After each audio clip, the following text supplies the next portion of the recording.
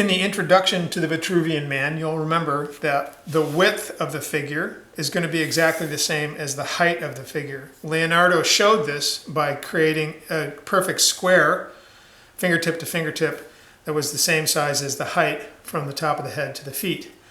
So when we create our figure on the notebook page, we're going to make that a 7.5 inch high figure and a 7.5 inch wide figure. Now, the tools you need for this project are a pencil, a ruler, your notebook, and possibly an extra eraser if you need it, or an eraser on your pencil. Your teacher will note that he wants you to start your figure a little bit down from the rings of your binder, not right up here, but a little bit down from there. And you're going to make a line and kind of eyeball so that the line is in the center of the page. You're going to make a line 7.5 inches long, and you're going to make a couple of marks on that line. You're going to make one at 1.5 inches, one at 3 inches, and one at 4 inches. You want to take your ruler and turn it so that you're at the 1.5 inch line, and you want to put that ruler at 3 3/4. 3 3/4 is exactly half of 7.5.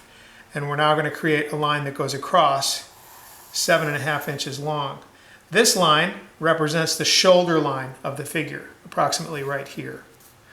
We're also going to make a mark on this line 1 inch in from this end, and we're going to make a mark 1 inch in from this end. That will be at the 6.5 inch mark here because it's a 7.5 inch long line. Simple mark right there. That line represents where the wrist is. That's about right here. Okay.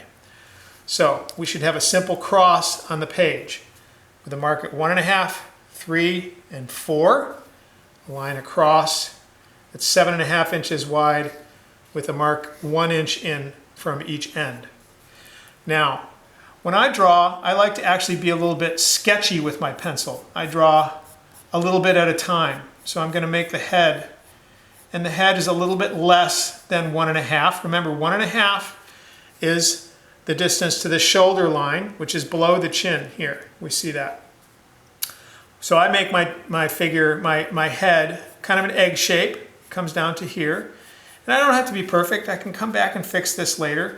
Now remember, the first drawing you make is going to be a practice drawing. So it's okay if you make a few mistakes, right?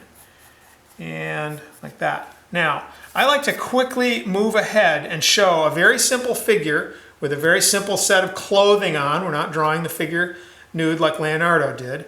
Simple set of clothes, sweatshirt, pants, and simple shoes to show the basic figure. You as a student are free to create whatever kind of a drawing you want, and there are all different kinds of possibilities for this drawing. As we've noted in the introduction, I'm just going to show you a few again. Lots of different ways to clothe your figure, lots of different ways to do your circle, lots of different ways to create your adjectives, etc., etc. Those things are all up to you as we move forward from here. But remember, the first time we do this, it's a very quick, simple sketch.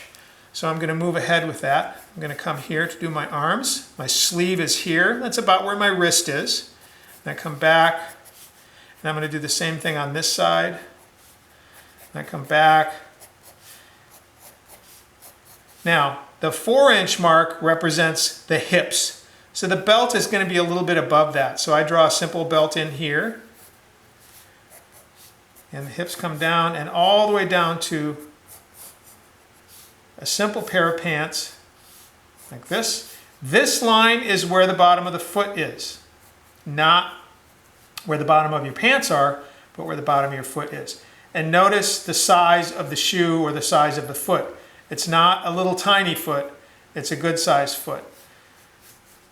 The same distance for a foot is the distance from the elbow to the tip of the fingers. So if you want to measure that on your own arm, you can.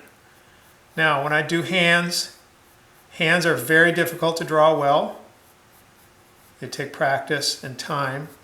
But again, one of the simple mistakes that many people make is to draw hands that are too small. If your hands are too small, your figure will not look like it's in proportion. So your hands have to be big enough to make the figure look like it's in proportion. So here's the simple figure with a shirt, pants, and shoes. When the time comes to do eyes and face and mouth and so forth, I'm going to make a simple line right in the middle of the head. That's where the eyes are. I'm going to make a simple reference to the nose here and the mouth, hopefully with a smile.